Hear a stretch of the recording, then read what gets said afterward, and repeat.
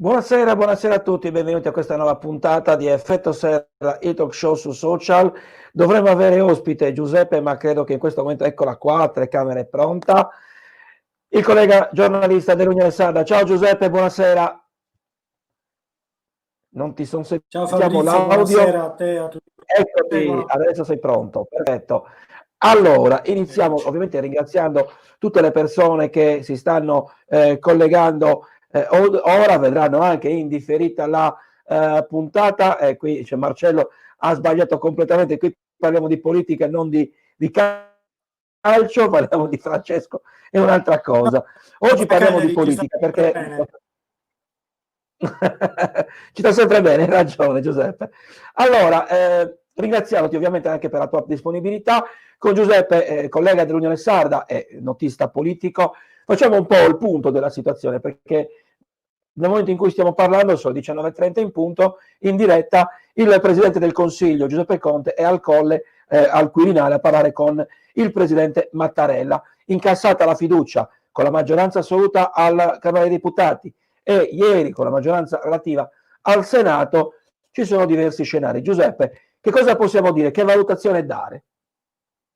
Allora, intanto un aggiornamento perché vediamo dalle agenzie che Conte ha lasciato proprio adesso il Quirinale dopo un colloquio di 50 minuti che i primi lanci dell'ANSA definiscono interlocutorio, ma del resto non ci si aspettava niente di diverso.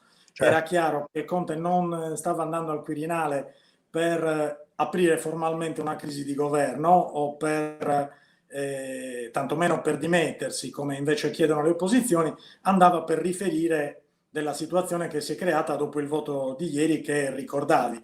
Qualcuno oggi ha parlato di un Conte dimezzato, di un governo piccolo piccolo, non a caso sto citando due titoli di due giornali opposti come lettura politica rispetto all'attuale governo.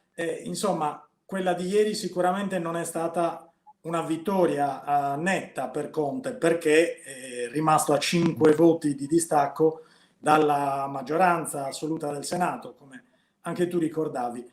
Non è stata però neanche una batosta, diciamo un pareggio, insomma, un pareggio un po' stentato, però è una cosa che adesso potrebbe andare avanti. Sicuramente Conte e Mattarella adesso avranno discusso di come poter far andare avanti questa esperienza di governo, perché è chiaro che se non si consolida questa maggioranza, il governo non può procedere. Allora, è un po' il leitmotiv delle dichiarazioni, soprattutto da parte dei Dem e da una parte dei 5 Stelle. Però a seconda della chiave di lettura, da chi arriva, o dal centrodestra, o dagli stessi pentastellati, o dalla parte del centrosinistra, o anche di Renzi, diciamo che ci sono diverse interpretazioni. Però dal voto del Senato, secondo te, esce rafforzato Conte o esce rafforzato Renzi? Nessuno dei due, a mio Mm. giudizio. Conte sicuramente non esce rafforzato perché è evidente che 156 voti alla Camera, al Senato non sono molti, anche perché sappiamo bene che sono stati raggiunti grazie ai senatori a vita, 3 senatori a vita che solitamente non partecipano ai lavori delle commissioni, e grazie ad alcuni apporti dell'ultimo momento che però attualmente non costituiscono una realtà politica, un gruppo nuovo a sostegno della maggioranza che sostituisca quelli di Italia Viva che invece sono passati all'opposizione. Al tempo stesso non vedo così vincitore neppure Renzi, anche per Renzi parlerei di un pareggio, nel senso che la vittoria di Renzi sarebbe stata forzare con la sua posizione critica nei confronti del governo un cambio di premier o quantomeno un netto cambio di rotta con un rimpasto e tutta una serie di decisioni. Così non è stato. La sconfitta per Renzi sarebbe stato un ritorno alle urne perché non era quello ovviamente che lui vuole, ma sapeva bene che non è neppure quello che si possono permettere PD e 5 Stelle e quindi lì ha giocato tutto sommato astutamente il suo bluff. Bluff, insomma, non parlerei di bluff, una scommessa azzardata, ecco, non è che fosse un bluff perché comunque lui si è ritirato davvero. Andarsene all'opposizione, quindi magari tenere una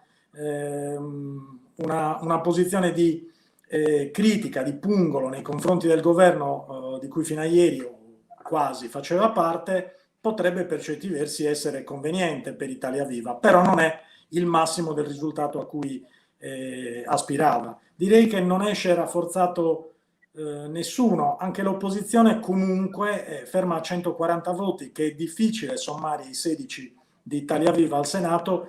In questo momento non sembra avere i numeri per un governo alternativo. Resta sulla sponda del fiume, ferma ad aspettare che eventualmente si possa andare a elezioni. Allora, intanto c'è Attilio, che io saluto, che è il figlio del maestro Pace, anche lui maestro di musica. L'unico uscire rafforzato è Ciampolillo. Fino a ieri nemmeno il gatto lo riconosceva. Ecco, potremmo dire che Ciampolillo is the new Scilipoti. Diciamo che in qualche modo io vedo che tra i trend topic delle ricerche di Google è diventato Ciampolillo, perché poi alla fine il suo voto magari non è stato decisivo, perché comunque i numeri della maggioranza relativa c'erano comunque, però fa sorridere poi, no? Confesso una cosa, io seguo la politica per mestiere da tanto tempo, soprattutto quella regionale, ma naturalmente seguiamo anche quella nazionale. Francamente ieri non ricordavo chi fosse Ciampolillo quando sono andate al VAR per decidere se potesse votare, mentre Nencini, no, Nencini insomma, è leader del Partito Socialista, lui è sicuramente più famoso, è stato anche ministro. Ma vedevo anche i colleghi della stampa parlamentare, delle reti RAI, per esempio, che erano altrettanto così, avevano una faccia appunto di domanda quando parlavano di Ciampolillo e cercavano febbrilmente di avere informazioni su chi fosse, perché in realtà poi appunto ci si è tutti ricordati che era un ex 5 Stelle, uno che era già uscito dai 5 Stelle per questioni di mancate rendicontazioni sui rimborsi. Allora, ecco, è chiaro che non può essere Ciampolillo il cardine su cui costruire un nuovo gruppo di volenterosi. Ecco. Allora, Ciampolillo faceva parte del gruppo del CAO, qui andiamo sulla citazione degli Squallor, ma andiamo avanti. Giuseppe, è chiaro che parlavamo di aspetto numerico, però c'è comunque un argomento sul piatto, che è l'aspetto programmatico, che mi pare che sia poi il filo comune di tutti gli interventi di ieri, quelli pro e quelli contro Conte, anche degli stessi suoi alleati. Ho visto un intervento di Leu, ad esempio, di Liberi Uguali, qualche intervento del PD, anche qualcuno del Movimento 5 Stelle. Lo stesso senatore a vita Monti ha fatto comunque un intervento sui lavori, pur elogiandolo, qualcosa in più si sarebbe aspettato. Ecco, da questo punto di vista il discorso è, che poi dicevo prima il leitmotiv, allargare la maggioranza.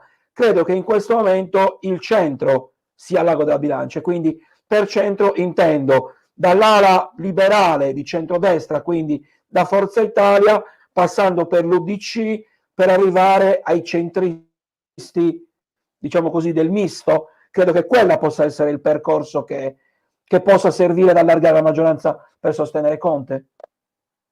Sì, guardando anche le analisi dei principali commentatori della stampa nazionale e le reazioni oggi a freddo dopo quello che è successo ieri in Senato, vedo che ci si interroga molto sul senso di questo piccolo smottamento di Forza Italia. Maria Rosaria Rossi e Causin, che hanno improvvisamente, si direbbe, o perlomeno non c'erano state avvisaglie note, improvvisamente deciso di votare la fiducia al governo Conte, e per questo avrete visto in TV Tajani che è andato insomma ai microfoni della RAI per dire immediatamente anche la Polverini, anche la Polverini subito espulsi certo, la Polverini il giorno prima alla Camera, però diciamo che gli smottamenti alla Camera fanno meno notizia, perché lì ovviamente i numeri non sono altrettanto risicati, però la Polverini, ricordiamo che è stata una presidente di regione in quota N, quindi insomma il fatto che consentimi una piccolissima parentesi, ho trovato abbastanza antipatico. Naturalmente le critiche politiche nei confronti di chiunque sono più che legittime. Ho trovato abbastanza antipatico che per criticare quello che ha fatto Renata Polverini si siano tirate fuori storie di gossip che francamente ritengo abbastanza risibili, anche perché insomma è una persona con una storia politica e sindacale alle spalle. Ripeto, non entro nel merito delle sue scelte attuali e precedenti, però infangare come al solito una donna per le sue scelte con questioni di gossip di bassa lega mi è sembrato veramente poco elegante da parte di chi l'ha fatto. Concordo. Detto questo, appunto, dicevamo, è molto più interessante il piccolo smottamento che si è creato in Forza Italia, e la reazione di Tajani, che è andato subito alle telecamere della RAI per dire Rossi e Causin sono subito espulsi dal gruppo e dal partito, fa pensare che non sia una manovra, diciamo, astutamente congegnata dai berlusconiani per iniziare a porre delle boe, delle quinte colonne nel campo avverso e vedere un po' che cosa succede. Saranno loro due i primi di una serie di passaggi di gruppo che possano poi creare questa compagine di volenterosi che rafforzerà la maggioranza di Conte. Adesso francamente è molto difficile dirlo, e a giudicare anche dalle persone, dal peso politico delle persone che hanno fatto questa scelta, per ora non è detto, non si direbbe, però insomma ieri Conte ha detto che si dava una decina di giorni, non 2 o 3, per creare una maggioranza più solida. Quindi insomma sicuramente Conte e i suoi alleati, in particolare credo il PD, farà di tutto per rafforzare questi rapporti, soprattutto come dicevi tu, al centro, certo. E quindi potrebbe esserci anche un rimpasto che non è escluso. Attilio dice: d'ora in avanti, se rimane Conte, i senatori a vita saranno costretti a presenziare ad ogni votazione, altrimenti il governo cadrebbe la prossima. Ed è giusto, è esatto la chiave di lettura, però questi rapporti politici a livello nazionale quanto possono influire anche a livello nelle regioni, perché poi sappiamo benissimo che a cascata tutti gli enti locali, dalla regione fino ai singoli comuni, possono cambiare gli equilibri. E quindi anche in Sardegna nel caso, no?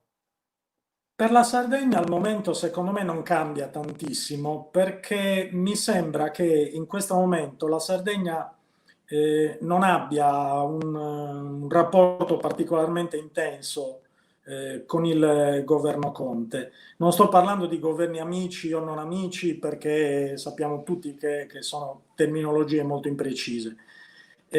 Sto dicendo che nel passato ci sono stati effettivamente dei governi che poi naturalmente sviluppano sempre gli interessi nazionali, c'è poco da fare, più o meno coincidenti con quelli delle regioni, però ci sono stati dei governi con cui la regione sarda o i partiti politici, gli esponenti politici della Sardegna avevano dei rapporti solidi e virtuosi. Pensiamo, senza andare tanto lontano, al rapporto che aveva l'attuale governatore Cristian Solinas, che ha naturalmente con Salvini, solo che Salvini prima era un ministro, anzi il più potente ministro del primo governo Conte, adesso è all'opposizione. In precedenza Pigliaru, per esempio, aveva un rapporto altrettanto stretto con Renzi, con Del Rio, con altri del governo di centrosinistra, e via via in passato, ricordiamo, che ne so, l'epoca in cui c'erano forti legami, che ne so, penso a personaggi politici come Antonello Cabras, che aveva un fortissimo rapporto, e ha tuttora naturalmente, con uno come Piero Fassino, che era tra i personaggi più influenti del PD a livello nazionale e anche dei governi del centrosinistra quando il PD governava. In questo momento, ecco, non mi sembra che questo governo abbia neanche il tempo e l'interesse per ascoltare più di tanto le varie regioni e in particolare la Sardegna. Non sto facendo un discorso di vittimismo, non è che non vogliono bene a noi sardi, meno di quanto ne vogliano ai molisani o ai lombardi. È un governo che ha dovuto affrontare effettivamente anche delle emergenze mai viste prima, è inutile ricordarlo, E in questo momento sarebbe importante esserci.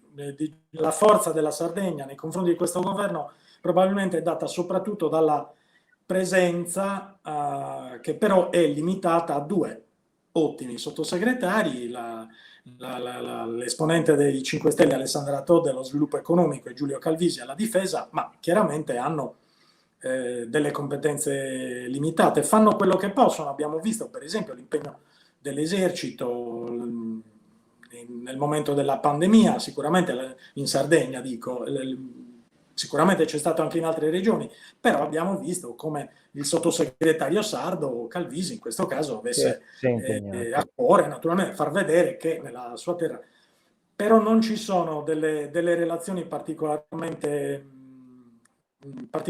forti in questo momento, e l'abbiamo visto anche dallo scheletro del recovery plan, che in questo momento non prevede grandissimi interventi dedicati specificamente alla Sardegna. Alla Sardegna. Senti Giuseppe, tornando al discorso legato a livello nazionale, perché abbiamo parlato di maggioranza, di Conte, c'è anche il centrodestra che sta chiedendo, credo che abbia già chiesto, se non è già venuto, un incontro con il presidente Mattarella per chiedere di formare una nuova maggioranza di centrodestra. Va detto che anche se, come richiedeva proprio il centrodestra, si fosse andati a elezioni, il rischio è che comunque anche con questa legge elettorale, indipendentemente dal fatto che vinca l'una o l'altra parte o un'altra terza parte, mi pare che il discorso sia legato proprio alla ingovernabilità, perché poi alla fine il fatto stesso che un partito, un movimento come Italia Viva, nata sulla costola del PD, che al momento, secondo i sondaggi, varrebbe circa il 2%, possa decidere in qualche modo legittimamente di poter far cadere il governo, insomma, crea un microcosmo all'interno del macro della politica, o no? Sì, è il solito dramma delle coalizioni all'italiana che nascono con buoni propositi, ma poi non riescono mai o quasi mai a sviluppare un meccanismo virtuoso di lavoro sui temi e come dire, si disfano in una sorta di concorrenza interna. Ti cito due cose che ho sentito in questi giorni, anzi ieri, dopo la votazione, una per parte, diciamo. Non so se tutti hanno notato che Giorgia Meloni, che in questo momento è forse il leader più in ascesa nel centrodestra, quando le hanno chiesto ieri dopo il voto, cioè, ma voi andrete da Mattarella, chiederete un governo di centrodestra, un incarico a Salvini, lei ha detto, ma a dire il vero il mio piano A non è un altro governo di centrodestra perché non ci sono i numeri, sono le elezioni. E questo cosa significa? Che anche Giorgia Meloni, che ovviamente sa fare bene i calcoli per il suo partito, sa che in questo momento le elezioni sarebbero probabilmente favorevoli al suo gruppo rispetto alla forza della Lega, che soltanto un anno fa sembrava assolutamente debordante all'interno del centrodestra. Altra dichiarazione nel campo opposto, ieri in televisione Antonio Misiani, che è sottosegretario all'economia, è un esponente del PD e non è uno dei più noti, ma probabilmente uno dei più efficaci degli attuali uomini di governo, con una storia politica alle spalle molto lunga. Forse un po' perché lo doveva dire, però ha detto anche sì, ma adesso che non c'è più Renzi, gli chiedevano ma come farete? Dice, non è detto che per certi versi non sia meglio. In che senso? Non era tanto una presa in giro facile nei confronti di Renzi, era per dire, fino a questo momento Renzi svolgeva nel governo, ha svolto ultimamente nel governo un'azione che era anche un po' di ostacolo. Ora potremmo andare avanti con maggiore coesione. Io non so se ha ragione Misiani, però le sue parole e quelle di Giorgia Meloni mi fanno pensare appunto che, come al solito, dentro le coalizioni si sviluppino più rapporti di concorrenza interna che non di cooperazione alacre per il bene del paese. E questo temo che se si vada al voto o se non si andrà sarà una zavorra che continueremo a portarci dietro. Ecco, in questo senso, infatti, ti faccio poi l'ultima domanda, perché c'è una domanda di Attilio che ovviamente ringrazio, ed è un po' quello che stavamo dicendo: come può il presidente Mattarella avallare un governo che ha un ramo del Parlamento con una maggioranza relativa? È proprio per quello che si è svolto un incontro oggi, per capire poi, credo, come proseguire da questo punto di vista, no, Giuseppe? Perché poi alla fine ha ragione Attilio, in questo momento, essendoci una maggioranza relativa, vuol dire che tutti i passaggi in Parlamento, in Senato, in questo caso, davvero rischi di cadere anche per un singolo voto, e non dico tutto, ma dico il paese comunque non se lo può permettere. Cioè, o la maggioranza è stabile, non so quale sia, patto di governo, contratto di fine legislatura, è quello che è, altrimenti l'Italia non può comunque avere credibilità. È vero, Attilio pone una domanda che molti stanno ponendo in queste ore e che ha un suo senso, però faccio una domanda simmetrica e opposta. Come può Mattarella rinviare alle Camere un governo che comunque ieri ha avuto la fiducia? Non può proprio, ce lo dicono i costituzionalisti, Mattarella non può sciogliere così d'imperio il governo solo perché ha una maggioranza traballante. Se è traballante, cadrà al Senato prima o poi, e a quel punto Conte si presenterà dimissionario al Colle e lì si vedrà, si potrà incaricare un'altra persona, dare un nuovo incarico a Conte, cercare nuove maggioranze o andare al voto. Ma finché questo non succede, Mattarella non potrebbe e non si sognerebbe mai, da ex giudice della Corte Costituzionale, di imporre a un governo, finché ha la fiducia, di fare i bagagli.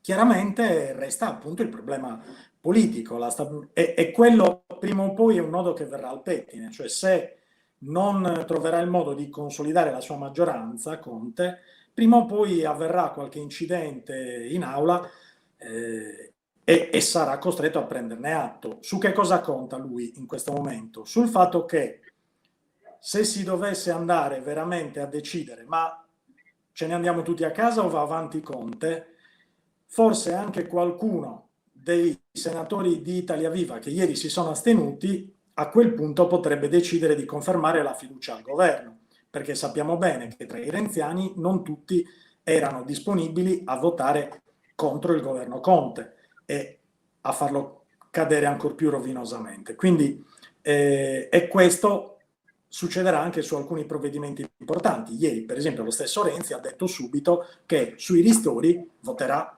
insieme al governo, perché lo ritiene un provvedimento Anche giusto. il centrodestra ha annunciato che lo scostamento di bilancio lo voterà a favore.